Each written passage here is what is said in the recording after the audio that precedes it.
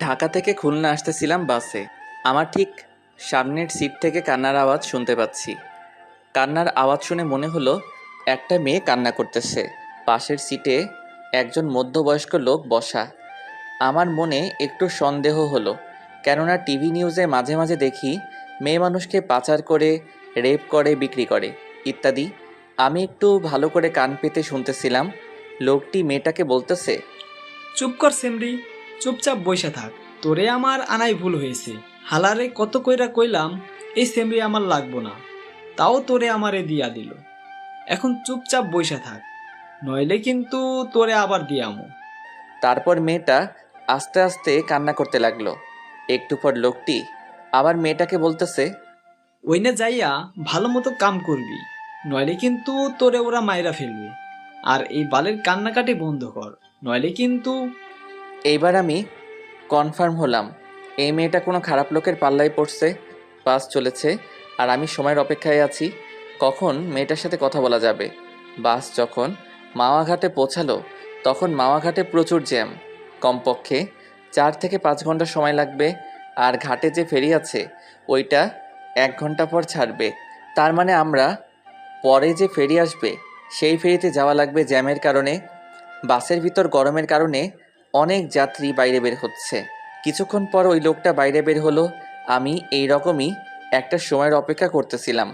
আমি মেয়েটার পাশের সিটে বসলাম, মেয়েটার দিকে তাকালাম। মেয়েটা বোরকা পরা, শুধু তার চোখটা দেখা যাচ্ছে।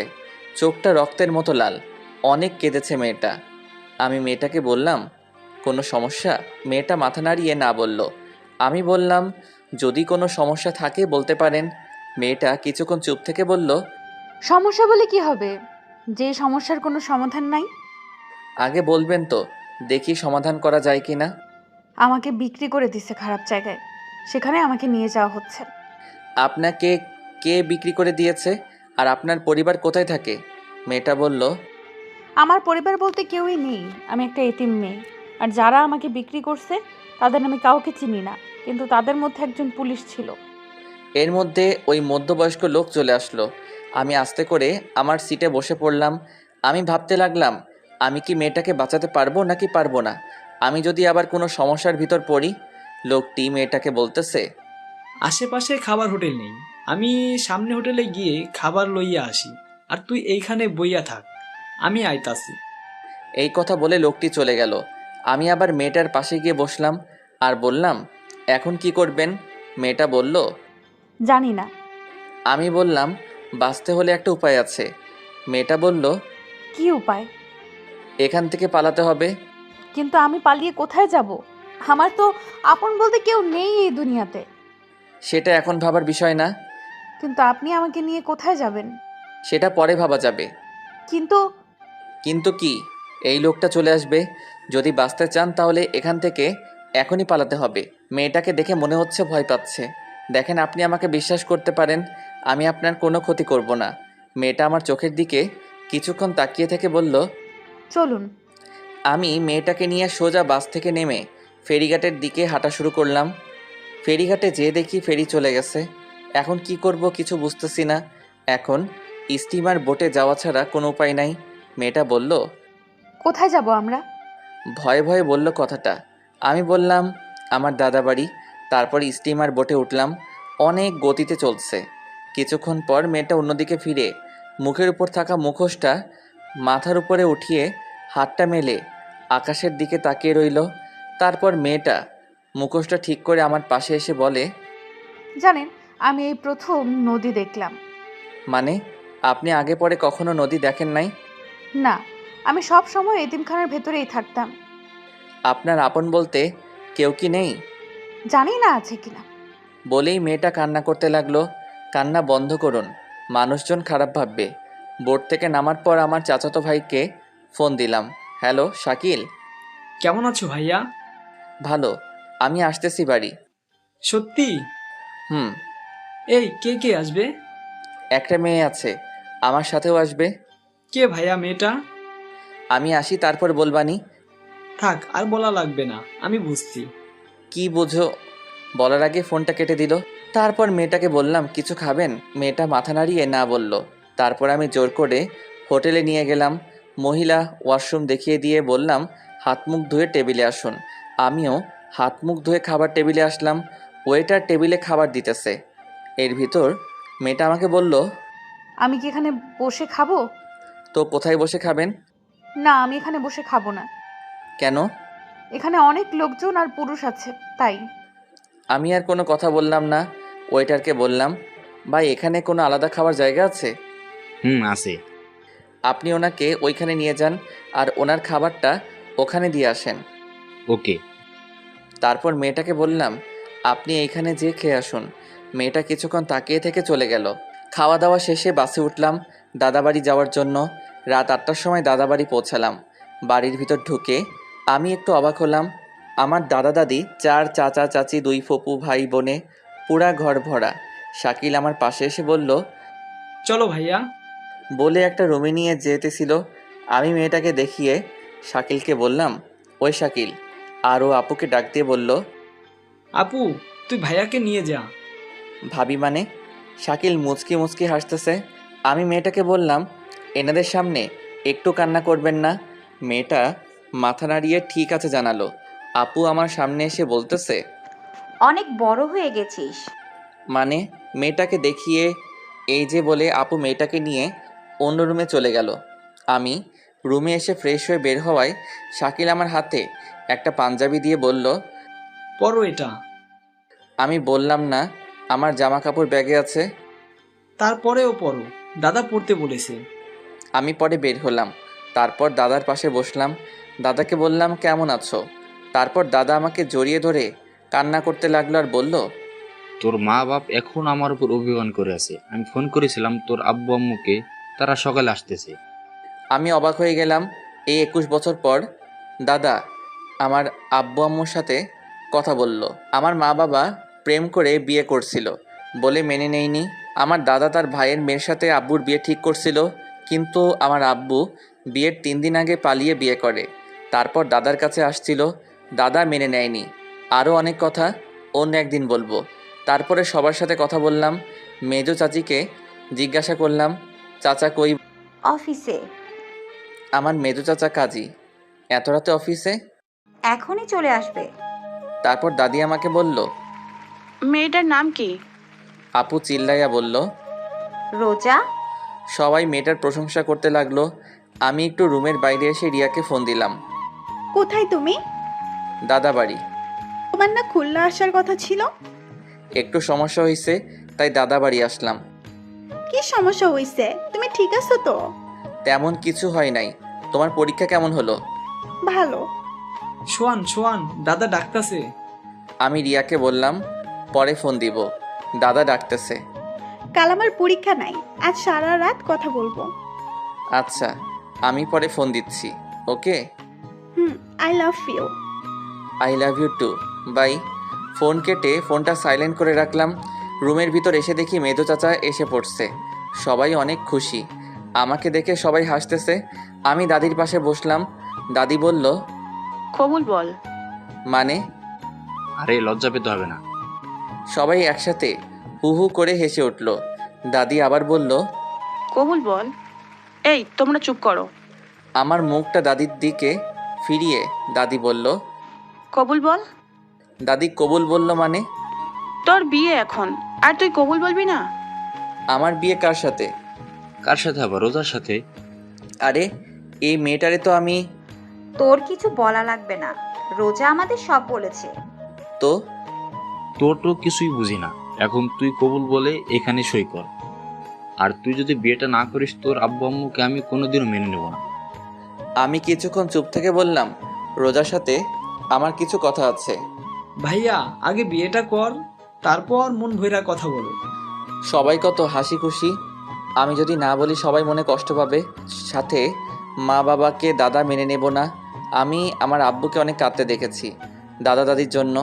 এখন বাবা মাকে বলেও যদি মেনে না নেই, তাহলে বাবা মা অনেক কষ্ট পাবে।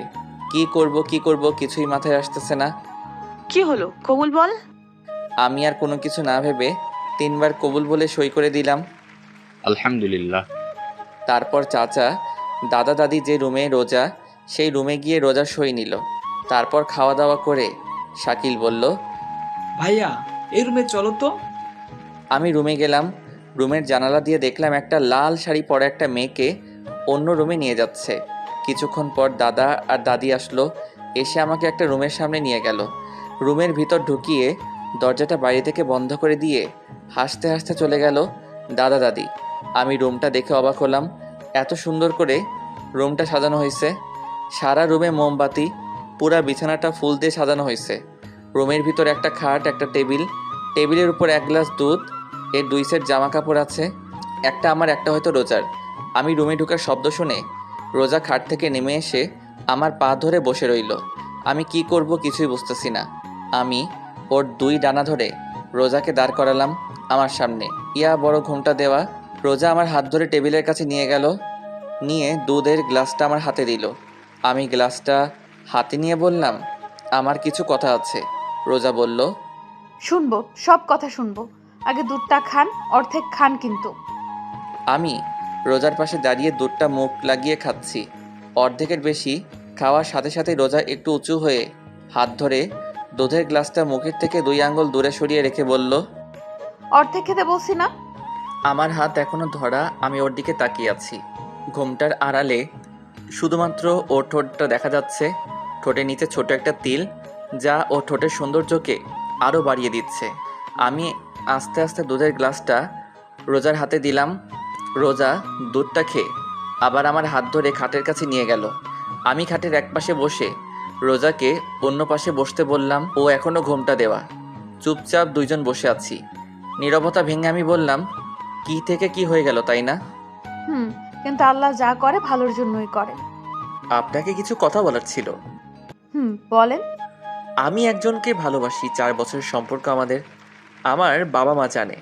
ওর পরীক্ষা চলতেছে, পরীক্ষা শেষ হলে আমাদের বিয়েটা হওয়ার কথা ছিল, কিন্তু আপনার সাথে বিয়েটা হয়ে গেল। আপনি তো না বলতে পারতেন। কিন্তু এই কারণে আপনাকে আমার বিয়ে করা লাগছে। আমি কিছুদিন পর আপনাকে ডিভোর্স দিয়ে দিব। রোজা একটু হেসে বলল, বিয়েটা হতে পারলো না, এরই মধ্যে ডিভোর্স? আমি কিছুক্ষণ চুপ থেকে বললাম, আপনি চিন্তা করবেন না, আমি আপনার থাকা খাওয়ার একটা ব্যবস্থা করে দিব। আপনি আমাকে একবার দেখেন তো। দেখে কি হবে? থাক, দেখা লাগবে না। আপনার আর কিছু বলার থাকলে বলতে পারেন। বলার মতো কথা অনেক আছে, কিন্তু অধিকার নাই। কথা বলতে কোনো অধিকার লাগে না। একটা কথা বলবো, রাখবেন? এই কথাটাই অধিকার আছে। রাখবেন কিনা বলেন? বলেন। আপনি আমাকে নাম ধরে ডাকবেন আর তুমি কইরা বলবেন। শুধু এইটুকু? হুম। আচ্ছা, এবার আপনি ঘুমান। আবার আপনি? সরি, এবার তুমি ঘুমাও। আপনি কি করবেন? মুস্কানের সাথে একটু কথা বলল। এই মুস্কানকে? আরে বললাম না, আমার প্রেমিকার কথা। ওর নাম মুস্কান। ও, তা ঘুমাও তুমি। আপনি কিন্তু একবারও আমার মুখটা দেখলেন না। না দেখাটাই ভালো। রোজা শুয়ে পড়ল। ঘরের মোমবাতিগুলা আস্তে আস্তে নিভতে শুরু করছে। আমি টেবিলের উপর বসে ফোনটা হাতে নিয়ে লক করলাম, আর দেখতে পেলাম 75+ মিসড কল, 93+ SMS। তাই রিয়াকে ফোন দিলাম। সাথে সাথে ফোন ধরে বলল, তুমি ঠিক আছো তো? ঠিক আছি। কেন, কি হয়েছে? আমার কেন জানি মনে হচ্ছে তুমি আর আমার নেই। আরে পাগলি, আমি একটু দূরে আছি, তার জন্য তোমার এরকম মনে হচ্ছে। তুমি এতক্ষণ ফোন ধরো নাই কেন? ফোন চার্জে ছিল।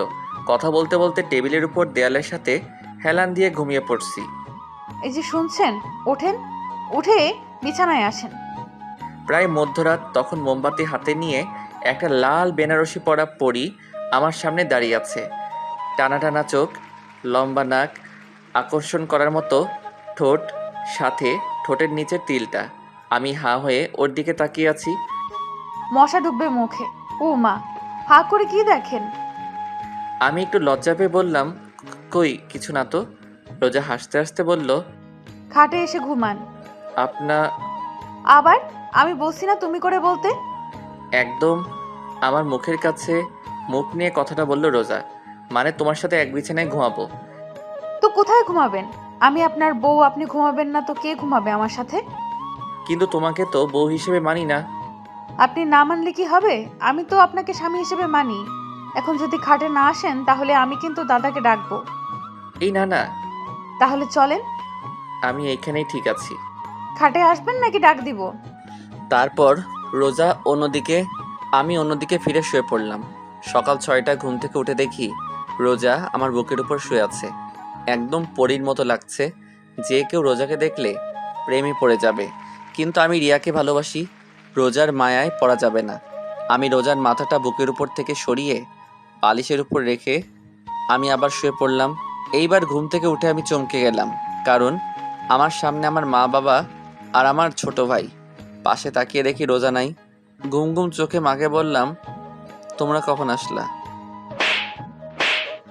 তুই এইটা কিভাবে পারলি? আমি গালে হাত দিয়ে দাঁড়িয়ে আছি।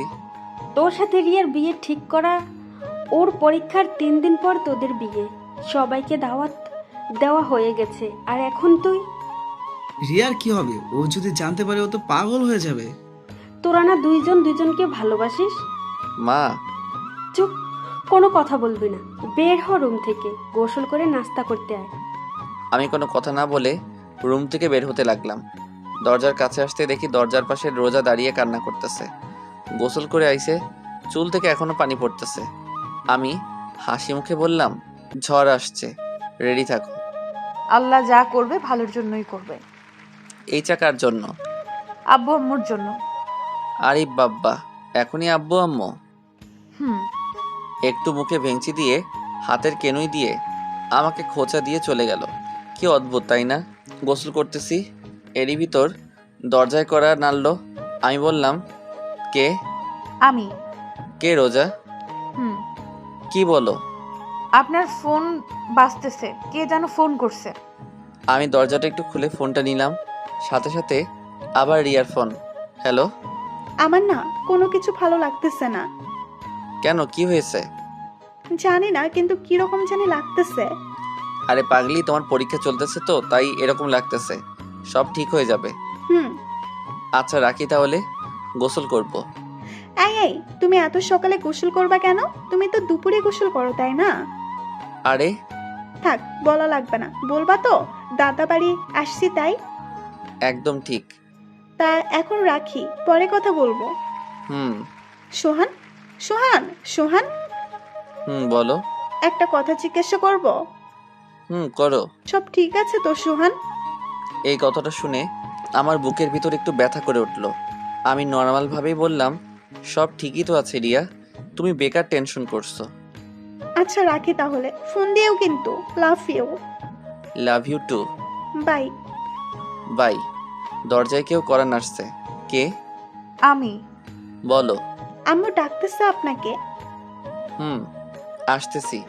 রিয়াকে এখন কিছু বলা যাবে না, ওর পরীক্ষা চলতেছে। এখন বললে ওর পরীক্ষা ভালো হবে না। কিন্তু রিয়া ঠিকই বুঝতে পারছে যে কিছু একটা হয়েছে। অনেক ভালোবাসে সোহানকে রিয়া, তাই হয়তো অনুভব করতে পারে। নাস্তার টেবিলে দাদা মাকে বলতেছে, শোন বৌমা, সোহানরা আমি বিয়ে দিছি, ওরা দুজন দুজনকে ভালোবাসে তাই বিয়েটা দিছি। মেয়েটা দেখতে কি মিষ্টি। রোজা চুপচাপ বসে আছে, তা দেখে মা বললেন, ও বউ, খাচ্ছ না কেন? এই তো আম্মু খাচ্ছি। এইদিকে। আয় মা, আমার পাশে বস। রোজা মার পাশে বসলো। মা নিজের হাতে রোজাকে খাইয়ে দিচ্ছে। রোজাও ভেজা ভেজা চোখে খেতে লাগলো। প্রেমের বিয়ে বেশি দিন টেকে না। মীরা প্রতিবেশী দরজায় সামনে দাঁড়িয়ে কথাটা বলল। এই তুই চুপ কর, এই বিয়ের সাক্ষী আমি তুমি। দেখো বৌমা, সোহানার রোজা কোনোদিনও আলাদা হবে না। কেন আলাদা হবে? এরকম একটা মিষ্টি মেয়েই তো আমার চাই। একটু বাইরে বের হলাম, ঘোরাফেরা করে বাসায় আসার সাথে রোজা বলল, কোথায় ছিলেন এতক্ষণ? আমি কোনো কথা না বলে রুমে এসে মার কাছে গেলাম। মা, কিছু কথা আছে তোমার সাথে। বল। রোজাকে আমি বাসে। রোজা আমাকে সব বলেছে। বাসে দেখা হয়েছে, ও এতিম। তোর দাদা ভাবছে তুই রোজাকে পালিয়ে নিয়ে আইছিস, তাই তোদের বিয়ে দিয়ে দিছে, এই তো। তো এখন কি করব? কি করবি মানে? বলছিলাম কি ডিভোর্স ডিভোর্স দিবি মানে? আমাদের বংশের ডিভোর্স তালাক নামে কোনো শব্দই নাই। মা, আমি রিয়াকে ভালোবাসি। আমি রিয়ার মাকে ফোন করে বলে দিছি আমার ছেলের অন্য জায়গায় বিয়ে হয়ে গেছে। মা, তুমি। মা কান্না করে দিয়ে বলল, দেখ সোহান, তোর আর রোজার বিয়েটা হয়ে গেছে, এখন তুই রিয়াকে ভুলে যা। তোর দাদার কথা শুনিস নাই? তোদের দুজনের জন্য এই বিয়েটা হচ্ছে। যা হবার তা হয়ে গেছে, এখন থেকে তুই রোজাকে ভালোবাসবি। অসম্ভব বলে চলে আসছিলাম, দরজার সামনে রোজা দাঁড়ানো। আমি পাশ কেটে বাইরে বের হয়ে রিয়াকে ফোন দিলাম। রিসিভ করে কোনো কথা বলতেছে না। রিয়া, রিয়া, কান্নার আওয়াজ শোনা যাচ্ছে। রিয়া, হুম। কথা বলো না কেন? কেন করলা এটা আমার সাথে সোহান? রিয়া, আমার কথাটা শুনো। কেমনে পারলা তুমি এটা করতে? রিয়া শুনো। কোনো কারণ আমি জানতে চাই না। অনেক ভালোবাসি সোহান তোমাকে, অনেক ভালোবাসি। তোমার বুকে অন্য কেউ মাথা রেখে ঘুমাবে আমি ছাড়া, এই আমি কোনোদিনও ভাবতে পারি নাই। তুমি সকালে আমাকে বললা সব ঠিক আছে। হ্যাঁ, সব ঠিকই আছে, কাল আমাকে একবার দেখতে এসো, কেমন আর সাথে নতুন বউকে নিয়ে আসবা। রিয়া, রাখি তাহলে। ফোনটাও কাটে নাই, ওর কান্নার আওয়াজ শোনা যাচ্ছে। আমি বললাম লাভ ইউ রিয়া, একটু জোরে কান্না করে কেটে দিল। কিছুক্ষণ পর ইমন ফোন দিছে। হ্যালো। কিরে মামা, বিয়ে করলি টেরও পেলাম না। তুই জানলি কি করে? এলাকায় সবাই জানে মামা। তা তোদের তো কয়েকদিন পর বিয়ে হওয়ার কথা ছিল, তাই না? হুম। মনে হয় রিয়া এই বিয়েটা তাড়াতাড়ি করাইছে, তাই না? রিয়া তোর অনেক ভালোবাসে দোস্ত, কোনো সময় কষ্ট দিবি না। আমি এইবার কাঁদতে শুরু করলাম। কিরে, কি হয়েছে সোহান? দোস্ত, রিয়ার সাথে বিয়ে হয় নাই। মানে? ইমনকে সব খুলে বললাম। দোস্ত তুই চিন্তা করিস না, সব ঠিক হয়ে যাবে। হুম। আমি তোরে পরে ফোন দিচ্ছি। বাসায় আসলাম, খাটে বসা মাত্র রোজার রুমে এসে বলল, কিছু লাগবে? না। রোজার হাতে মার সোনার চুড়ি, যে একসময় মা রিয়াকে দেবে বলে কিনেছিল মা। রোজা আমার পাশে বসলো। আপনি কোনো চিন্তা করবেন না, আমাকে ডিভোর্স দিয়ে রিয়া আপুকে আপনি বিয়ে করেন। আমি হাসতে হাসতে বললাম, আমার অধিকার পাও নাই? তা কি হইছে? বাড়ির আর সবার কাছ থেকে তো নিজের অধিকার নিয়ে নিচ্ছ। মানে? মানে আর কি, যাও বের হও রুম থেকে। রিয়া চলে গেল। আমি চোখ বুজে শুয়ে শুয়ে ভাবতেছি কি থেকে কি হয়ে গেল। আমার সাজানো জীবনটা এক নিমিষে উল্টাপাল্টা হয়ে গেল। অনেক রাগ হচ্ছে রোজার উপর। কিছুক্ষণ পর রোজা রুমে আসলো। ও হয়তো ভাবছে আমি ঘুমিয়ে পড়ছি। পাশে বসে আমার কপালে একটা চুমু দিল। আমার রাগের পরিমাণটা আরও বেড়ে গেল। আমি উঠেই রোজার গালে ঠাস ঠাস। তোর সাহস কি করে হলো এটা করার? রোজা ভয় পেয়ে আমার থেকে একটু দূরে সরিয়ে দাঁড়িয়ে বোবা কান্না করতেছে। ফর্সা গালে আমার আঙুলের ছাপ স্পষ্ট দেখা যাচ্ছে। তোরে বলছি না আমার থেকে দূরে দূরে থাকবি? রোজা কোনো কথা বলতেছে না, চুপচাপ কান্না করতেছে। এরই মধ্যে মা রুমে ঢুকলো। কি হয়েছে, এত চিল্লাচিল্লি করছিস কেন? এ কি রোজা, তুই কান্না করতেছিস কেন? তোর গালে এটা কিসের দাগ? নে আম্মু। মা আমার কাছে এসে বলল, রোজাকে মারছিস তুই? কেন মারছিস? মা এবার আমার গালে পড়ছে। আমার রাগটা আরো বাড়তে লাগলো। মা, এই একটা মেয়ের জন্য তুমি? ও শুধু একটা মেয়ে না, ও আমাদের বাড়ির বউ। বউ বউ বউ আর ভালো লাগে না মা। ভালো লাগবে আনে। আসেন ভাত খাইতে। রোজা মা, তুই আমার সাথে আয়। মা, আমি খুলনা যাব। তোর সাথে পরে কথা বলবো। আর রোজার গায়ে ফেরদার হাত দিচ্ছিস তো আমার চাইতে খারাপ আর কেউ হবে না। মা রোজাকে নিয়ে চলে গেল। আর আমি ভাবতেছি কি করা যায়। রিয়াকে ফোন দিলাম কিন্তু ওর ফোনটা বন্ধ। এত টেনশন আমি আর নিতে পারতেছি না, পুরা মাথাটা ঘুরছে। আমি নিচে ঠাস করে পড়ে গেলাম। আর কিছুই মনে নেই। চোখ মেলে দেখি রোজা আমার পাশে বসে আমার হাত ধরে কান্না করতেছে। বাড়ির সবাই খাটের আশেপাশে দাঁড়িয়ে আছে। আপু ভাত নিয়ে আসলো। একে একে সবাই বের হয়ে গেল। এখন রুমে আমি, মা আর রোজা। রোজা আমার সামনে ভাত তরকারি পানি রাখতে লাগলো। হাত ধুতে যাব, তখন দেখি হাত নাড়াতে পারছি না। মনে হয় পড়ে যাবার সময় ব্যথা পাইছি। মা, ভাত খাওয়াই দাও। কেন, হাতে কি হয়েছে? এমনি ব্যথা করতেছে ডান হাতে। ঠিক আছে। মা ভাত মাখাতে লাগলো। এরই মধ্যে চাচি আপু মাকে ডাকতেছে। কি? তোমাদের দাদা ডাকতেছে। খাওয়ানো শেষ হলে আসতাছি, তুই যা। চাচি, তুমিও না, তোমার পোলার এখন বউ আছে, আর বউ থাকতে তুমি ওরে খাওয়াইয়া দাও। মা কিছু একটা ভেবে রোজাকে বলল, নে বাটটা খাইয়া দে, তারপর ঔষধ খাইয়া দিস। মা। চুপচাপ খা, না হলে না খাইয়ে থাক। মা চলে গেল। অনিচ্ছা থাকা সত্ত্বেও রোজার হাতে ভাত খেতে হলো। তারপর রিয়াকে ফোন দিলাম কিন্তু বরাবরের মতো ফোনটা বন্ধ। রাতে আমি আগে থেকে রুমে শুয়েছিলাম। রোজা এসে আমার পাশে শুয়ে পড়ল। আমি একটু নর্মালভাবে জিজ্ঞাসা করলাম, তোমার অতীত সম্পর্কে বললা না? রোজা আমার দিকে ফিরল, ওর চোখের পানি গাল বেয়ে পড়তেছে। খালি কান্না করে মেয়েটা। খুব মায়া হলো ওর প্রতি। নিজের অজান্তে আমার হাত দিয়ে ওর চোখের পানি মুছে দিলাম। ও করুণ চোখে আমার দিকে চেয়ে আছে। আমি একটু হেসে বললাম, তোমার অতীতটা কি আমি জানতে চাই? কি হয় তুমি এতিমখানা থেকে ওদের কাছে গেলে? আমার যখন 2 বছর বয়স তখন আমার বাবা মারা যায়। আমার মামারা মার অন্য জায়গায় বিয়ে ঠিক করে, কিন্তু মার সাথে যার বিয়ে ঠিক হয় সে আমাকে মেনে নেবে না। তাই মা এক প্রকার বাধ্য হয়ে আমাকে এতিমখানায় রেখে আসে। এইসব কথা আমাকে এতিমখানায় যে খালা রান্না করতো সে বলছে। বুঝলাম। তা তুমি ওই লোকদের কাছে কিভাবে গেলে? এতিমখানার মালিক মারা যাওয়ার পর কিছু বড় বড় নেতার চোখ পড়ে এতিমখানায়। এখানেই নাকি মার্কেট হবে। এতিমখানায় যত লোক ছিল তাদের মধ্যে শুধু আমিই বড় ছিলাম, আর সবাই ছোট ছোট। সবাইকে আলাদা আলাদা এতিমখানায় শিফট করা হয়, কিন্তু একটা পুলিশ আমাকে ওই লোকটার কাছে বিক্রি করে দিছে। তারপর আপনার সাথে দেখা। বলে কান্না করতে লাগলো। তোমাকে বলছি না এই কান্নাকাটি একদম আমার সামনে করবে না। ও কান্না থামিয়ে বলল, আপনি রিয়া আপুকে বিয়ে করেন, কিন্তু আমারে তাড়ায় দিবেন না।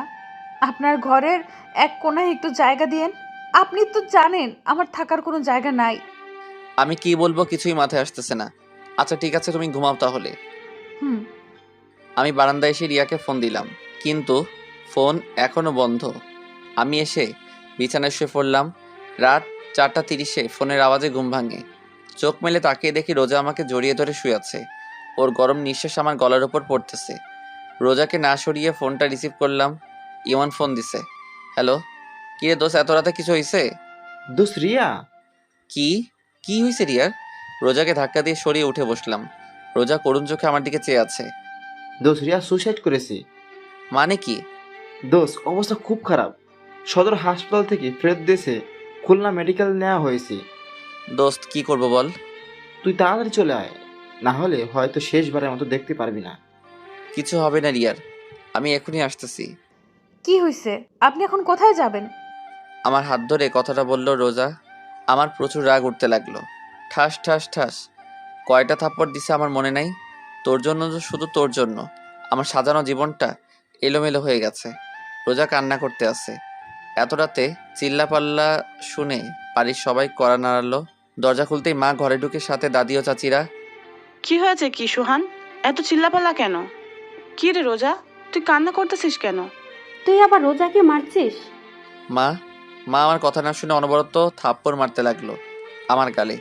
রোজা খাট থেকে নেমে আমার সামনে দাঁড়ালো। আম্মু, উনি আমারে কিছু বলে নাই। তুই সর সামনে থেকে। না আম্মু, উনি আমার স্বামী। উনিই মারবে আমাকে, আর উনি ভালোবাসবে আমায়। সর তো তুই। মারো মারো, কত মারবা মারো। এবার মা বুঝতে পারলো কিছু একটা হয়েছে। মা আমার পাশে বসে বলল, কি হয়েছে? রিয়া, রিয়া কি? আমি এখন খুলনা যাব। কেন? আর এত গাড়ি পাওয়া যাবে না তো? রিয়ার কি হয়েছে? ও সুইসাইড করছে। কি? ও আমার জন্য সুইসাইড করছে মা। ইমন বলল সদর থেকে ফেরত এসে খুলনা মেডিকেলে নিয়ে গেছে। আর ইমন বলল মনে হয় আর বাঁচবে না। মা কি বলবে ভাবতেছে। মা জানতো এরকম কিছু একটা হবে, কিন্তু এত তাড়াতাড়ি হবে তা মা ভাবতে পারে নাই। দেখ সোহান, রিয়ার কিছু হবে না। রোজা আমার পাশে বসলো, আমার কাঁধে হাত রেখে বলল, আপনি চিন্তা করবেন না, সব ঠিক হয়ে যাবে। এখন 5:30। শাকিল কোথা থেকে একটা বাইক নিয়ে এসে। রিয়ার মাকে ফোন দিলাম, কিন্তু রিসিভ করলো না। খুলনা রওনা দিব। রুম থেকে বের হব, এরই ভিতর রোজার সামনে আসলো। আমার ডান হাত তার বুকের উপর রাখলো, আর চোখ বুজে বলতে লাগলো, আমি হয়তো আপনার জীবনে এসে অনেক বড় ক্ষতি করে ফেলেছি আপনার। আমার না অনেক লোভ। ছোটবেলা থেকেই কাউকে আব্বু আম্মু বলে ডাকতে পারি নাই, তাই আপনার আব্বু আম্মুকে পেয়ে লোভটা আর সামলাতে পারি নাই। আমার জন্য আপনি অনেক সমস্যায় পড়ছেন, তার জন্য আমি আপনার কাছে ক্ষমা চাচ্ছি। আমার হাতটা এখনো ওর বুকের উপর। এক একটা নিঃশ্বাস আমি আমার হাত দিয়ে অনুভব করতে পারছি। আমি হালকা করুণভাবে বললাম, আর কিছু বলবে? হুম। বলো তাহলে, আমার বের হতে হবে। মারবেন না তো? না বলো। আর ওই সময় তোমাকে মারছি তার জন্য সরি। আমি আপনাকে একটু জড়িয়ে ধরতে চাই। রোজা উত্তরের আশায় আমার দিকে চেয়ে আছে। আমি কি বলবো ভাবতেছি, কি মনে করে যেন আমি হাতটা মেলে দিলাম, আর ও সোজা আমার বুকের উপর পড়লো। মা দরজার সামনে দাঁড়িয়ে হালকা কাশি দিল। রোজা লজ্জা পেয়ে খাটের কাছে বসলো। মা রুমে ঢুকে রোজাকে বলল, রোজা মা, তুই একটু বাইরে যা। রোজা বাইরে চলে গেল। মা কিছু বলবা? দেখ সোহান, তুই রিয়াকে ভালোবাসিস, তোর ভালোবাসাকে আমি আর তোর আব্বুর সম্মান করি বলে আমরা তোর আর রিয়ার বিয়ে ঠিক করি। কিন্তু এখন রোজা তোর বউ, তুই রোজাকে না চাইলে ও আমি রোজাকে চাই। শুধু আমি না, বরং বাড়ির সবাই রোজাকে তোর পাশে দেখতে চাই। এখন তোর হাতে সব কিছু। তাহলে মা রিয়ার কি হবে? মা কি হলো, কথা বলো। রিয়ার কি হবে? ও তো আমাকে পাগলের মতো ভালোবাসে। দেখ সোহান, আমি জানি, তারপরও সোহান রোজা তোর বউ, আর আমি মন থেকে রোজাকে আমার ছেলের বউ হিসাবে মেনে নিয়েছি। কিন্তু আমি তো মেনে নেই নাই। তুই আমার ছেলে, তোরে আর কি বলবো। স্বামী স্ত্রীর মধ্যে আল্লাহ অন্যরকম ভালোবাসা দিয়ে দিছে, যা তুই এখন বুঝতে পারবি না। মা রুম থেকে চলে গেল। রিয়ার মাকে আবার ফোন দিলাম, কিন্তু ধরলো না। খুলনা রওনা দিলাম, সাথে শাকিলও হাসপাতালে আছে। গিয়ে দেখি রিয়া আর নেই, কিছুক্ষণ আগে মারা গেছে। আমি পুরো শকড, বিশ্বাসই হচ্ছে না যে রিয়া মারা গেছে। আমার চোখ থেকে অনবরত পানি পড়তেছে। রিয়ার মা রিসিপশনে নার্সের সাথে কথা বলতেছে। আমি পিছন থেকে বললাম, খালা। রিয়ার মা মারলো আমাকে, এত জোরে থাপ্পড়টা মারছে আমি নিচে ফ্লোরে আছড়ে পড়লাম। ঠোঁট ফেটে গেছে, রক্ত পড়তেছে। শাকিল এসে আমাকে দাঁড় করালো। খালা রিয়া কোনো কথা বলতেছে না, নীরবে কান্না করতেছে। মা চলো। রিয়ার মা কাঁদতে কাঁদতে রিয়ার ভাইয়ের পিছু পিছু চলে গেল। আমি কান্না করতেছি না, কিন্তু আমার চোখ থেকে পানি পড়তেছে। রিয়ার মার পিছু পিছু চলতে লাগলাম। তারা একটা অ্যাম্বুলেন্সে উঠতে লাগলো। আমি দৌড়ে অ্যাম্বুলেন্সের পাশে গেলাম। খালা রিয়া। তোর ওই পাপি মুখে রিয়ার নাম আর নিস না। খালা। ঠাস করে অ্যাম্বুলেন্সের দরজাটা বন্ধ করে তারা চলে গেল। আমি বসে পড়ে চিৎকার করে কান্না করতে লাগলাম। রিয়া নাই, আমার বিশ্বাসই হচ্ছে না, মনে হয় একটা দুঃস্বপ্ন। ঘুম ভাঙলে সব ঠিক হয়ে যাবে। শাকিল মাকে ফোন করে বলে দিছে রিয়া মারা গেছে। একটা নার্স আসলো, আমার কাছে এসে বলল, আপনার নাম কি সোহান? আমি মাথা নাড়িয়ে হ্যাঁ বললাম। নার্স একটা ভাঁজ করা কাগজ আমার কাছে দিল। এটা কি? যে পেশেন্টটা কিছুক্ষণ আগে মারা গেছে তার লেখা চিঠি। আমি কাগজটা হাতে নিয়ে বললাম, আপনি কোথায় পেলেন? পেশেন্ট যখন মৃত্যুসজ্জায় ছিল তখন তার মার কাছে কাগজটা দিয়েছিল আর বলেছিল এটা সোহানকে দিতে, কিন্তু পেশেন্ট মারা যাওয়ার পর পেশেন্টের মা কাগজটা ডাস্টবিনে ফেলে দেয়। আমি ডাস্টবিন থেকে উঠিয়ে আমার কাছে রেখে দিই, আর আপনাকে দেখে মনে হলো আপনিই সোহান, তাই দিলাম। আমি কান্না করতে করতে বললাম, ধন্যবাদ আপনাকে। আর একটা কথা, মেয়েটা মারা যাওয়ার সময় অনেক মিনতি করেছে তার মায়ের কাছে, বাবার কাছে আপনাকে দেখার জন্য। আমি আর কি বলবো, আমার মনে হয় না যে রিয়া মারা গেছে। হাসপাতালের বাইরে বসে আছি, পাশে শাকিল, ইমনের অপেক্ষায় আছি। ইমন আসলো, ওকে জড়িয়ে ধরে কান্না করতে লাগলাম। ইমনও কান্না করতেছে। রিয়ার বাসায় গেলাম, কিন্তু রিয়ার আব্বু ঢুকতে দেয় নাই আমাকে। আমি, শাকিল আর ইমন রিয়ার ঘরের বাইরে দাঁড়িয়ে আছি। আমি ননস্টপ কান্না করতেছি, কি থেকে কি হয়ে গেল, তাই না? আস্তে আস্তে রিয়ার বাড়ির ভিতর লোকজন বাড়তে লাগলো। প্রায় লোকজন আমাকে ঘৃণার চোখে দেখতেছিল। নানান মানুষ নানান কথা বলতেছিল আমাকে। মসজিদ থেকে লাশের খাট আনা হয়েছে, কিছুক্ষণের মধ্যে রিয়াকে শেষ গোসল করাতে নিয়ে যাবে। আমার কিছু বন্ধু আমাকে বাজে ভাষায় গালাগালি দিতে লাগলো। ওরা কেউ বিশ্বাস করতে পারছিল না যে রিয়া সুইসাইড করছে, তাও আমার জন্য, যেখানে কিছুদিন পর আমাদের বিয়ে হওয়ার কথা ছিল। আর আজ মসজিদের মাইকে এহেলান দিতেছে যে রিয়ার নামাজের জানাজা বাদ জোহরে নামাজের পর হবে। রিয়ার আব্বু বাড়ির সামনে দাঁড়িয়ে আছে, যেন আমি ভিতরে ঢুকতে না পারি।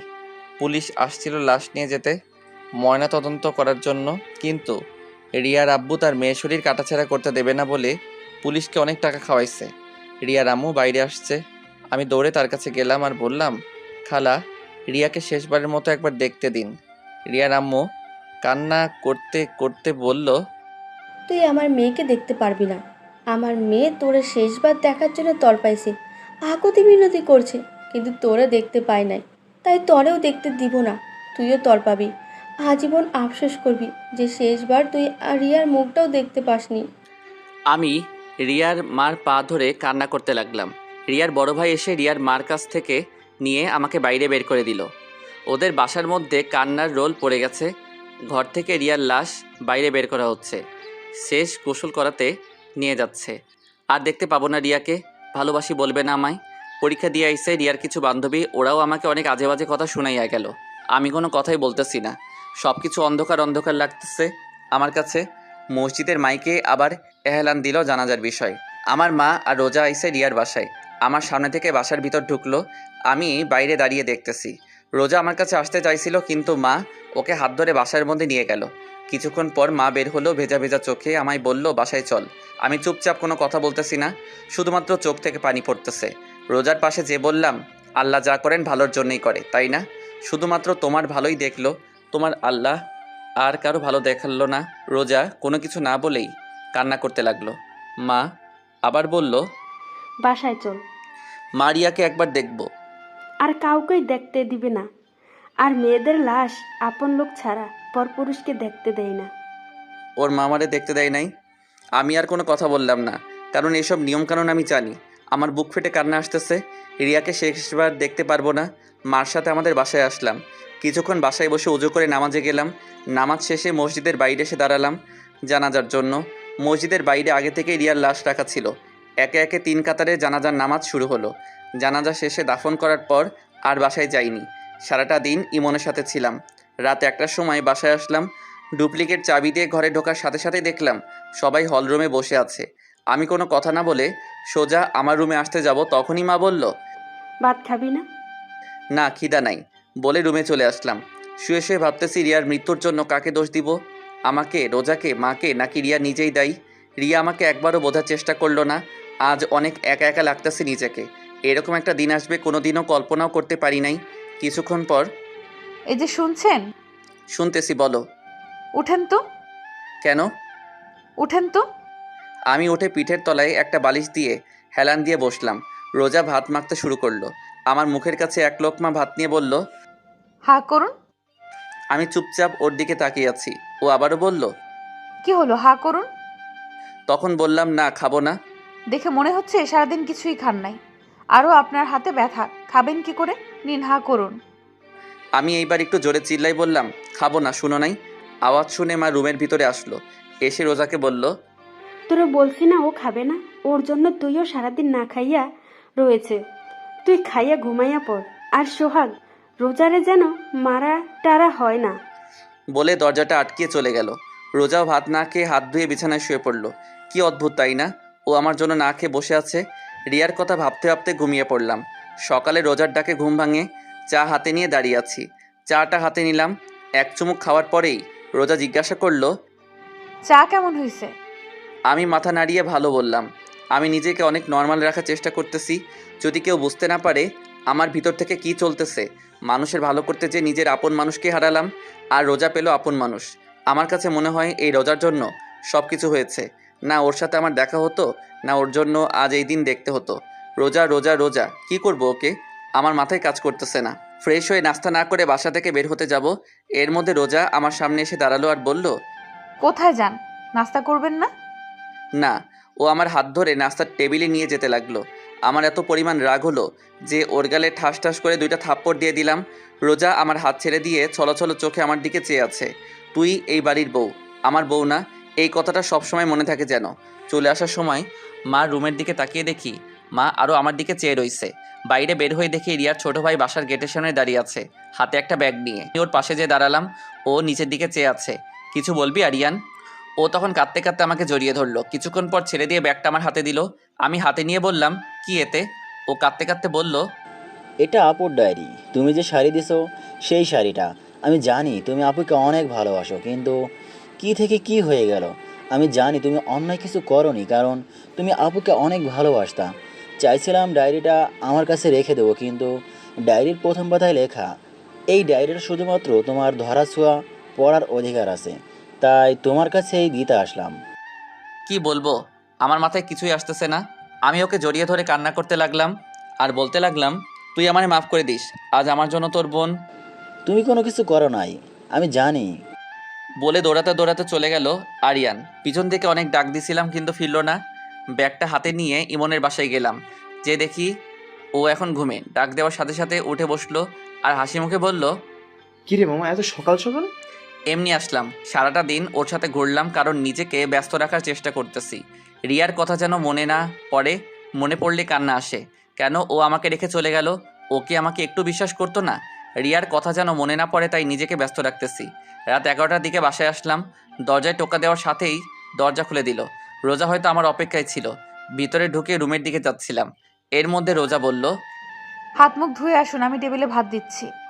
আমি বাইরে থেকে খেয়ে আসছি, এখন আর খাবো না। রোজার দিকে তাকিয়ে দেখি ও করুণ চোখে আমার দিকে চেয়ে আছে। রুমে যে ব্যাগ থেকে ডায়েরিটা বের করে আলমারির ভিতর রাখলাম, আর শাড়িটা টেবিলের উপর রাখলাম। ছাদে এসে বসে রইছি। রিয়ার চিঠি আর ডায়েরি আমি এখনও পড়ি নাই, কারণ ভয় পড়ি নাই, না জানি কি লিখছে। হয়তো আমার উপর ওর যত অভিমান আছে সেটা লিখছে। চোখ থেকে পানি পড়তেছে, আর মনে মনে বলতেছি, রিয়া কেন তুমি আমাকে একবারও বোঝার চেষ্টা করলে না? এই কি তোমার ভালোবাসা রিয়া? আমি এখন একা একা কেমনে থাকবো? জিন্দা লাশ হয়ে বেঁচে আছি আমি।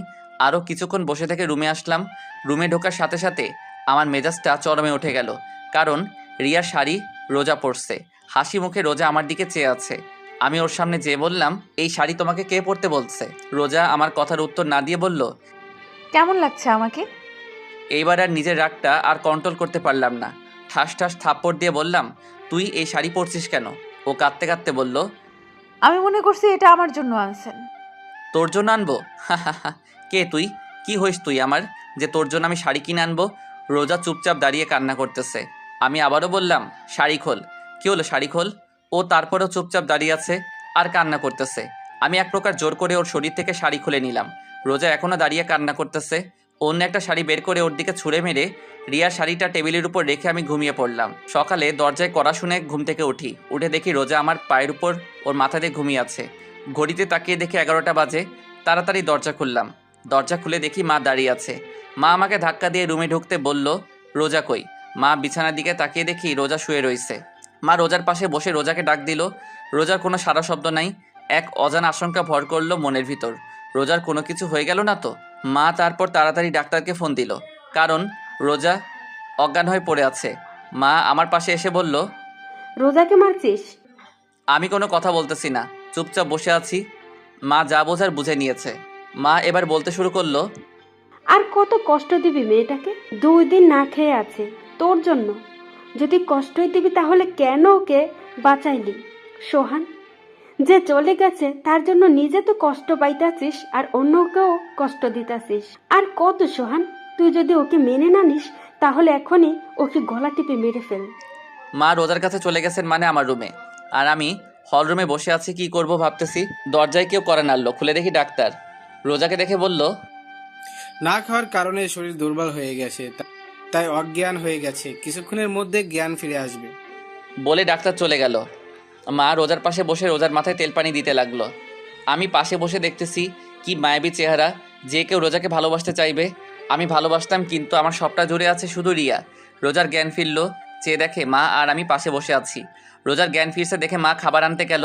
আমি রোজার দিকে চেয়ে আছি আর রোজা আমার দিকে। মা খাবার নিয়ে রুমের ভিতরে ঢুকলো। রোজার পাশে বসে ভাত মাখতে শুরু করলো। এরই মধ্যে রোজা বলল, আম্মু আমি ভাত খাবো না। কেন খাবি না? তোমার ছেলেও তো না খেয়ে আছে। কে বলছে যে আমি না খেয়ে আছি? কে বলবে? আমি বলছি আমার উপর রাগ করে তো আপনি বাসায় খান না। থাক, ওর সাথে কথা বলা লাগবে না, তুই হা কর মা। মা রোজাকে কথাটা বলল। না আম্মু, আমি খাবো না। তুই না খেলে তো তোর শরীর আরো খারাপ হয়ে যাবে মা। ওনাকে বলেন উনি টাইম টু টাইম বাসায় খাবে আর আমাকে এখন খাওয়ায় দেবে, তাহলে আমি খাবো। মা আমার দিকে চেয়ে আছে। আমি মাকে ইশারায় বলল, বাটটা খাইয়া দে। মা আমি পারবো না। চুপচাপ খাইয়া দে, আমি বাইরে থেকে ওষুধ নিয়ে আসতাছি। বলে মা ভাতের প্লেটটা আমার হাতে দিয়ে চলে গেল। আমি বার কি করব? অনিচ্ছা থাকা সত্ত্বেও চুপচাপ খাইয়া দিতে লাগলাম। খাওয়া শেষে মা রুমে আসলো। আমি উঠে বাথরুমে চলে গেলাম। বাথরুমে ঢুকে কান পেতে শুনতে লাগলাম বাইরে মা আর রোজা কি কথা বলে। তুই ওর জন্য কেন শুধু শুধু নিজেকে কষ্ট দিস? আম্মু আমার জন্য আজ উনি ওনার ভালোবাসার মানুষের চিরতরে হারায় ফেলছে। কেন শুধু শুধু নিজেকে দোষ দিচ্ছিস? রিয়ার মৃত্যুর জন্য তোর আর সোহানের কোনো হাত নাই, এটা নিয়তি, এটাকে মেনে নিতে হবে। আম্মু, ওনার মনে অনেক কষ্ট, কিন্তু উনি প্রকাশ করে না। তা আমি জানি, তার জন্য তুই নিজেকে কষ্ট দিবি না আম্মু, আমি শুধু ওনার কষ্টের ভাগটা নিতে চাই। আস্তে আস্তে সব ঠিক হয়ে যাবে, ধৈর্য ধর। বলে মা চলে গেল। আমি বাথরুম থেকে বের হয়ে রোজার পাশে যেয়ে বসলাম। রোজা বলল, কিছু বলবেন? তোমার যদি কিছু হয়ে যেত? কি আর হতো, মরে যেতাম। চুপ। আমি জানি আপনার সবটা জুড়ে শুধু রিয়া আপু আছে।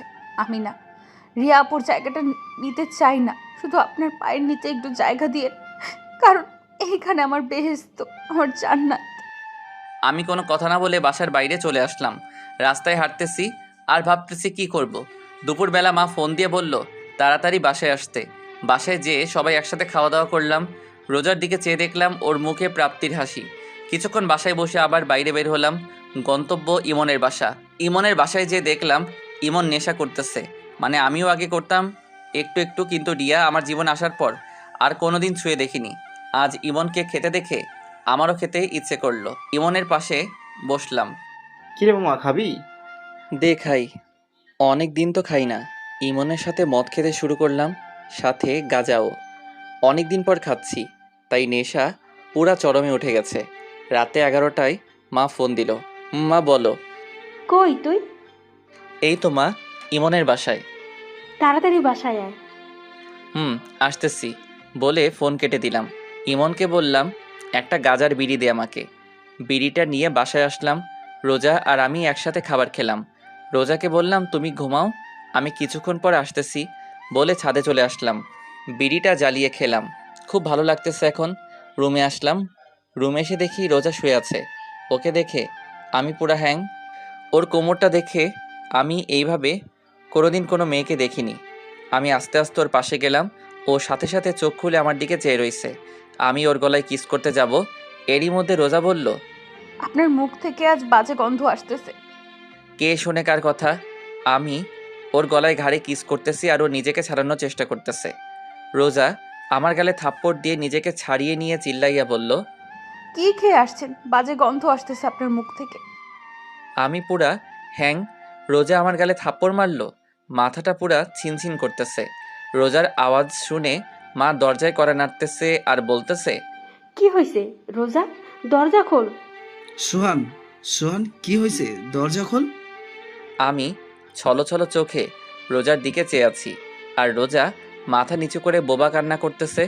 দরজার ঠক ঠক আওয়াজ বাড়তে লাগলো। দরজার ওপাশে মা আর আব্বু জোরে জোরে বলতেছে দরজা খুলতে। নিজের প্রতি নিজের ঘৃণা হচ্ছে। দরজায় আওয়াজ আরও বাড়তে লাগলো। রোজাও দরজা খুলতেছে না, তাই আমি উঠে দরজা খুললাম। মা তাড়াতাড়ি রুমের ভিতর চলে গেল, আর আব্বু আমাকে জিজ্ঞাসা করলো কি হয়েছে? আমি কোনো কথা না বলে ছাদে চলে আসলাম। এদিকে মা ঘরে ঢুকে রোজাকে বলল কি হয়েছে? রোজা কোনো কথা না বলে মাকে জড়িয়ে ধরে কান্না করতে লাগলো। মা বোঝার চেষ্টা করতেছে আসলে ঘরের ভিতরে কি হয়েছে। রোজার মাথায় হাত বুলাতে বুলাতে আবার জিজ্ঞাসা করলো কি হয়েছে? রোজা কোনো কথা না বলে আরও জোরে জোরে কান্না করতেছে। মা মনে করলো সোহান হয়তো আজ বেশি কিছু করছে, কারণ সোহান আগে পরেও রোজাকে মারছে, বেশি কথা বলছে। কিন্তু রোজা এমনভাবে কাঁদে নাই। কিন্তু আজ না, মা আর ভাবতে পারতেছে না। মার অনেক রাগ হচ্ছে সোহানের উপর। সোহানকে এখন হাতের কাছে পেলে কাঁচা চিবিয়ে খেত। এদিকে আমি ভাবতেছি কি করতে যাচ্ছিলাম রোজার সাথে আমি নেশার ঘরে, কিন্তু তারপরেও রোজা আমার গায়ে হাত দিবে আমি কোনোদিনও ভাবতে পারি নাই। কিছুক্ষণ পর আস্তে আস্তে নিচে নামতে লাগলাম। রুমে ঢুকে দেখি মা আব্বু হল রুমে বসে আছে। মার রুমের দিকে চেয়ে দেখলাম রোজা মার রুমে বিছানার উপর বসে আমার দিকে চেয়ে কান্না করতেছে। তখন মা আমার সামনে এসে বলল কি হয়েছে সোহান? কানে কি কম শুনিস? কি হয়েছে বল। আমি কোনো কথা না বলে রুমের দিকে যেতে লাগলাম। তখনই আব্বু আমার ঘাড়ে হাত দিয়ে তার দিকে আমাকে ঘুরিয়ে ঠাস ঠাস করে 2টা থাপ্পড় মারল। আমি এইবার অবাক হলাম, কেননা আমার আব্বু আমার গায়ে আমার জানা মতে কোনোদিন হাত দেয় নাই, কিন্তু আজ রোজার জন্য আমার গায়ে হাত দিল। আমাকে মারছে দেখে রোজা রুম থেকে দৌড়ে বের হয়ে আমাকে জড়িয়ে ধরে বলতে লাগলো আমার স্বামীকে কেউ আমার জন্য মারবেন না। আমি রোজাকে ছাড়িয়ে নিয়ে বললাম আজ তোমার জন্য আমার আব্বু আমার গায়ে হাত দিল, আরও কত কিছু দেখার বাকি আছে আল্লাহই জানে। বলে রুমে চলে আসলাম। আমার পিছন পিছন মা আর রোজা রুমে ঢুকলো। মা আমাকে বলতে লাগলো দেখ সোহান, এইভাবে চলতে থাকলে কেউ ভালো থাকবে না। না তুই, না রোজা, না আমরা, বাকিটা তোর হাতে। বলে মা রুম থেকে চলে গেল। রোজা দরজা লক করে আমার পা জড়িয়ে ধরে কান্না করতে লাগলো আর বলতে লাগলো আমাকে আপনি মাফ করে দিন, বিশ্বাস করেন আমি আপনাকে মারতে চাইনি, আমাকে মাফ করে দিন। বলে হাউমাউ করে কান্না করতে লাগলো। আচ্ছা ঠিক আছে, তুমি ঘুমিয়ে পড়ো। ও তারপরেও আমার পা ধরে কান্না করতে লাগলো। আমি রোজাকে ডানা ধরে ওকে উঠিয়ে বললাম, যাও ঘুমিয়ে পড়ো, রাত অনেক হয়েছে। ও যে গালে আমাকে মারছে, ওই গালে আলতো করে হাত দিয়ে বলল। সত্যি মাফ করেছেন তো? আমি ওর হাতটা গাল থেকে সরিয়ে বললাম, মাফ করছি। আর তুমিও আমাকে মাফ করে দিও। আসলে আমি একটু নেশা করছিলাম তো, তাই ওই টাইমে মাথা ঠিক ছিল না। কি, আপনি নেশা করছেন কেন? ভালো লাগছে করছি, যাও ঘুমিয়ে পড়ো। কেন করছেন আগে সেটা বলেন। এক কথা কিন্তু বারবার বলতে ভালো লাগে না, যাও ঘুমিয়ে পড়ো। রোজা আর কোনো কথা না বলে মাথা নিচু করে বিছানায় যে শুয়ে পড়ল, আর আমি রিয়ার চিঠিটা বের করে পড়তে লাগলাম। প্রিয় সোহান, তুমি যখন এই চিঠিটা পড়বে তখন হয়তো আমি থাকবো না, চিরদিনের জন্য মিশে যাব মাটির সাথে। আচ্ছা, আমি মরে গেলে তুমি কি কষ্ট পাবে? কষ্ট পাবে, কারণ তুমি আমাকে ভালোবাসো। সত্যিই কি তুমি আমাকে ভালোবাসো সোহান? বড্ড জানতে ইচ্ছে করে। অনেক স্বপ্ন ছিল তোমার বউ হবার, আমার কি পোড়া কপাল, স্বপ্নই থেকে গেল। সোহান, একটা মেয়ের সবচাইতে দামি জিনিস কি জানো? মেয়ের স্বামীর ভালোবাসা। আমি চাইলেই তোমাকে আমার করে নিতে পারতাম, কি পারতাম না? কিন্তু একজনের স্বামীকে তার কাছ থেকে কেড়ে নিয়ে নিজেকে সুখী করতে পারবো না। আবার তোমাকে অন্য কারোর সাথে দেখবো, এটাও আমি মেনে নিতে পারবো না।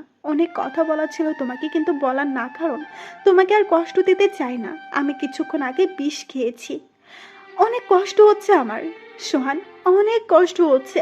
তোমাকে খুব দেখতে ইচ্ছে করছে সোহান। আচ্ছা সোহান, কবুল বলার সময় তোমার কি একটি বারও আমার কথা কি মনে পড়ে নাই? আজ বড্ড জানতে ইচ্ছে করছে, আজ তোমার কাছ থেকে ভালোবাসা প্রমাণ নিতে ইচ্ছে করছে। আমাকে ক্ষমা করে দিও সোহান, তোমাকে না জানিয়ে চলে যাচ্ছে না ফেরার দেশে। এহকালে তোমাকে পেলাম না তো কি হয়েছে, পরকালে খুব করে চেয়ে নেবো তোমাকে আল্লাহর কাছ থেকে। আচ্ছা সোহান, আমাকে কি তোমার মনে পড়বে কখনো? বড্ড জানতে ইচ্ছে করে। যদি কোনোদিন আমাকে অনুভব করতে মন চায়, তাহলে তখন চোখ বন্ধ করে তোমার হৃৎপিণ্ড বারবার হাত রেখে ওইখানে খুঁজে পাবে আমায়। যদি কোনোদিন আমাকে অনুভব করতে মন চাই তোমার, তাহলে চোখ বন্ধ করে তোমার হৃৎপিণ্ড বরাবর হাত রেখো, ওইখানে খুঁজে পাবে আমায়। এটি তোমার রিয়া। চিঠিটা পড়ে কান্না আসতেছে, অনেক কান্না আসতেছে। বিছানার দিকে চেয়ে দেখি রোজা আমার দিকে চেয়ে আছে আর কান্না করতেছে। রোজাকে বললাম, কান্না কেন করতেছো? রোজা আমার সামনে এসে হাঁটু ভাঁজ করে আমার সামনে বসলো, আর আমি সোফায় বসা আমার হাতটা ধরে বলতে লাগলো, আপনার কষ্টের ভাগটা দেবেন। আমি ছলো ছলো চোখে রোজার দিকে চেয়ে আছি, আর রোজা আমার দিকে চেয়ে আছে উত্তরের আশায়। আমি কোনো কথা না বলে আস্তে আস্তে সোফার উপর মাথাটা এলিয়ে দিলাম। কখন যে ঘুমিয়ে পড়ছি খেয়ালই করিনি। সকালে ঘুম ভাঙার পর দেখি রোজা আমাকে জড়িয়ে ধরে ঘুমিয়ে আছে। এইটুকু সোফার উপর কি দুইজন ঘুমানো যায়? রোজা আমার শরীরের উপর ঘুমানো, কি মায়াবী চেহারা ওর। ভালোবাসা চায় আমার কাছ থেকে। আমি আদৌ রোজাকে ভালোবাসতে পারবো কি না সন্দেহ হয়। কি অদ্ভুত জীবন আমার, যাকে ভালোবাসলাম তাকে তো পেলাম না, আর যাকে চিনি না জানি না তাকেই পেলাম। কি করব আমি এখন? সব কিছু অন্ধকার লাগতেছে। আমার কাছে মনে হয় আমার জীবনটা এখানেই থেমে গেছে। রোজাকে সরিয়ে দিয়ে ঘুম থেকে উঠে ফ্রেশ হয়ে নাস্তা করে বাইরে বের হলাম। চলতি পথে রিয়ার মার সাথে দেখা। আমার দিকে এমন ঘৃণার চোখে তাকালো যেন আমি রিয়াকে গলা টিপে মেরে ফেলেছি। রাস্তায় কিছুক্ষণ ঘোরাঘুরির পর দুপুরবেলা বাসায় আসলাম। বাসায় এসে টেবিলে দেখলাম আমার জন্য আমার প্রিয় খাবারগুলো সব রান্না করা। দেখে অনেক খুশি হলাম। তাড়াতাড়ি একটু ফ্রেশ হয়ে খেতে বসলাম। খেতে খেতে মাকে বললাম, মা আজকে রান্নাটা অনেক ভালো হয়েছে। আজ রোজা রান্না করেছে, তুই কি কি পছন্দ করিস আমার কাছে জেনে রান্না করছে। আমাকে তো রান্নাঘরে ঢুকতেই দেয় নাই। আমি রোজার দিকে তাকিয়ে দেখি ও মুচকি মুচকি হাসতেছে। ওর হাসিটা আমার কাছে অনেক ভালো লাগে, কিন্তু এখন কী রকম বিষের মতো লাগতেছে ওর হাসিটা। ওর প্রশংসা করলাম আমি তো জানতামই না যে ও রান্না করছে আজ। খাবার টেবিল আর কোনো কথা বললাম না, চুপচাপ খেয়ে আমার রুমে আসলাম। কিছুক্ষণ পর রোজা আমার রুমে আসলো। এসে শাড়িটা এত পরিমাণ নিচে নামালো যে ওর কোমর সম্পূর্ণ দেখা যাচ্ছে।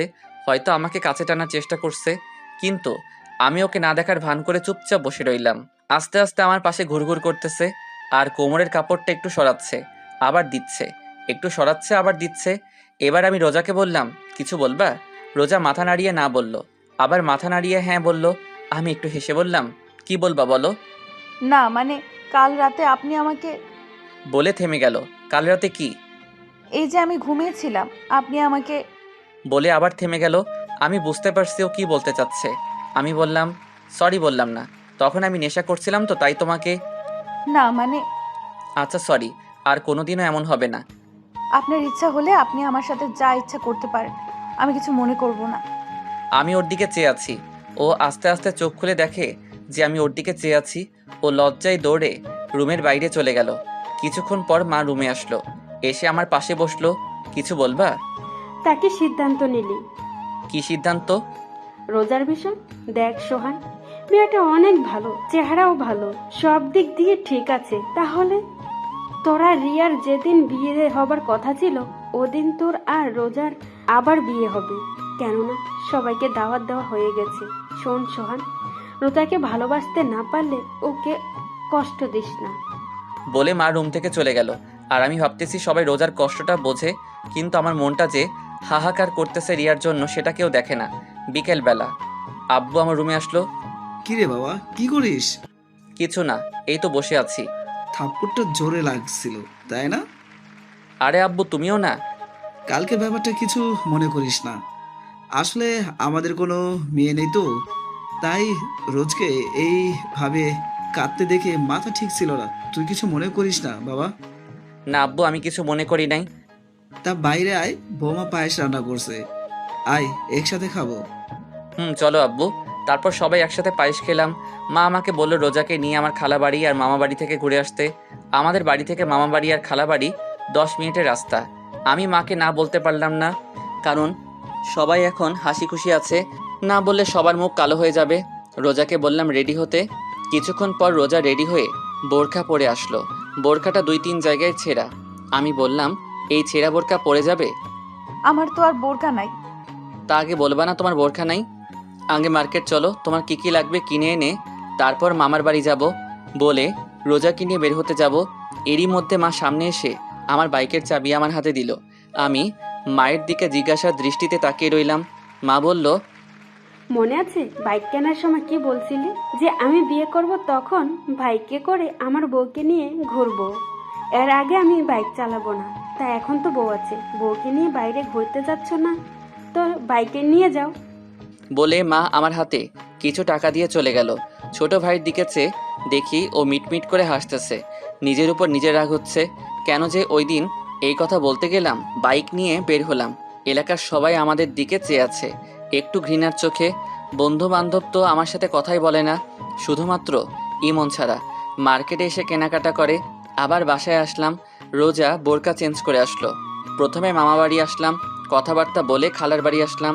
খালার বাসায় কিছুক্ষণ বসে বাসার দিকে রওনা দিলাম। রোজাকে আজ অনেক হাসি খুশি লাগতেছে। রোজা সবার সাথে এমনভাবে কথা বলছে মনে হয় এনারা সবাই রোজার সাথে যুগ যুগ ধরে পরিচয় আছে। বাসায় আসলাম, এসে হাত মুখ ধুয়ে বিছানায় শুয়ে শুয়ে ভাবতেছি রিয়ার কথা। রিয়া নামটা শুনেই ওকে ভালোবেসে ফেলেছিলাম। রিয়ার কথা আমার মাথা থেকে যাই না। সারাদিন ওকে মনে না পড়লেও রাতে চোখ বন্ধ করার সময় রিয়ার কথা আমার মনে পড়ে। কুড়ে কুড়ে খাই আমাকে রিয়ার সাথে কাটানোর স্মৃতিগুলা। রোজা রুমের ভিতর ঢুকলো আর বলল, আম্মু ভাত খেতে ডাকে। আমার এখন ভালো লাগতেছে না, পরে খাবো। এই কথা বলার সাথে সাথে রোজা আমার পাশে এসে আমার কপালে হাত দিয়ে বলল, কেন ভালো লাগতেছে না? শরীর ঠিক আছে তো? আমি রোজার হাতটা আমার কপাল থেকে সরিয়ে বললাম, আরে বাবা তেমন কিছু না, এমনি পরে খাবো। রোজা মুখটা কালো করে বাইরে চলে গেল। কিছুক্ষণ পর মা রুমে আসলো, এসে বলল, কি রে, তুই বলে ভাত খাবি না? পরে খাবো বললাম তো রোজাকে। রোজা না খেয়ে আছে, বলছে তুই না খেলে নাকি খাবে না। মা আমার এসব আগলা পিরিত কিন্তু ভালো লাগে না, চুপচাপ খেতে আয়। বলে মা চলে গেল। আমিও খাইতে যাই নাই, আমার এসব আগলা পিরিত মোটেও ভালো লাগে না। কিছুক্ষণ পর বাইরে থেকে আব্বু ডাকতেছে ভাত খাইতে। একরাশ রাগ নিয়ে খাবার টেবিলে গেলাম। খাবারকে রুমে আসলাম। রোজা মার সাথে একটু কাজ করে রুমে আসলো। আমি বিছানায় শুয়ে আছি। রোজা এসে আমার পাশে শুয়ে পড়লো। আমি উপরের দিকে চেয়ে আছি আর রোজা আমার দিকে। আমি ওর দিকে ফিরে বললাম, কি হলো, ঘুমাও? রোজা এক ধ্যানে আমার দিকে চেয়ে আছে। ওর মুখের সামনে আঙুল দিয়ে তুড়ি বাজিয়ে বললাম, কি হলো, শুনতে পাও না? কি হইছে? বলছিলাম কি, ওইভাবে তাকিয়ে কি দেখো? আমার স্বামীকে। তা দেখা কি হইছে? হইলে ঘুমাও। না, দেখা হয় নাই। তাহলে তুমি দেখো, আমি ঘুমাই। আপনি এরকম কেন? কি রকম? এই যে আমার সাথে ভালো মতো কথা বলেন না, একটু ভালোবাসেন না। আমি চুপ করে আছি। এই প্রশ্নের উত্তর আমার কাছে নেই। আমার চুপ থাকা দেখে রোজা আমার বুকের উপর হাত দিয়ে একদম মুখের কাছে মুখটা এনে বলল। একটু ভালোবাসলে কি হয়? আমি রোজাকে আমার কাছ থেকে সরিয়ে বললাম, সব কিছু জেনে এই কথা বলো কিভাবে? রোজা আমার আরও কাছে এসে বলল, স্বামী হন, আমার প্রেমিক না। তো তো বুঝি না। ভালো না বাসলে রিয়া আপুর মতো আমিও বিষ খেয়ে মরে যাব। আমি একটু ভয় পেয়ে গেলাম রোজার মুখে এমন কথা শুনে। আমি চুপ আছি দেখে রোজা আবার বলতে লাগলো, কি ভালোবাসবেন নাকি? আমি এখনো চুপচাপ রইলাম। এবার রোজা আমার পেটের উপর উঠে বসলো আর পুরা ঝুঁকে ওর মুখটা আমার মুখের কাছে এনে বলল, একটু ভালোবাসেন না? আমার কাছ থেকে কোনো উত্তর না পেয়ে আমার হাতটা নিয়ে ওর মুখে আমার হাত বোলাতে লাগলো আর বলতে লাগলো, একটু আদর করেন না? আমি হাতটা ওর হাত থেকে ছিনিয়ে নিলাম আর ও সাথে সাথে আমার মুখে, গলায়, বুকে অগণিত চুমু দিতে লাগলো। আমি পাগল হয়ে যাচ্ছি, মন চাচ্ছে রোজার ভিতর ডুব দিতে, কিন্তু রোজা পাগলের মতো চুমু দিতে লাগলো। আমি কোনো প্রকার রেসপন্স করতেছি না। এই প্রথম কোনো মেয়ে আমাকে লিপ কিস করলো। আমি আর নিজেকে ধরে রাখতে পারি নাই। আমি কেন, অন্য যে কোনো পুরুষ নিজেকে ধরে রাখতে পারবে না এরকম সময়? বিলিয়ে দিলাম নিজেকে রোজার মাঝে, ভেসে গেলাম দুজনে এক অন্য রকম সুখের জগতে। সকালে বৃষ্টির মতো টুপটুপ করে পানি পড়তেছে মুখের উপর। চোখ মেলে তাকিয়ে দেখি রোজা গোসল করে এসেছে আর ও চুলের পানি আমার মুখের উপর ফেলতেছে। আমি রোজার দিকে চেয়ে আছি। অনেক সুন্দর লাগতেছে ওকে আজ।